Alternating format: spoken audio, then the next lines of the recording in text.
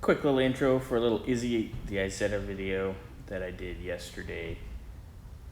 She had a little issues of misbehavior even with the new carburetor, leaking some fuel. Good old Izzy.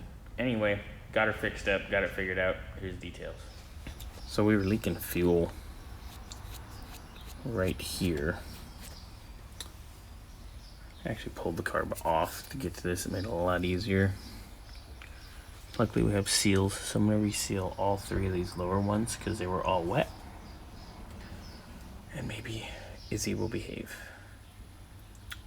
Replaced, replacing.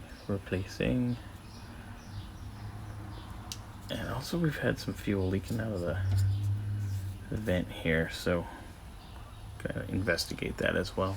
Alright, we've replaced these seals here on the bottom and three. We've had some fuel coming out of the adjuster here, so I'll button this up, see how we're at, and see what we got going.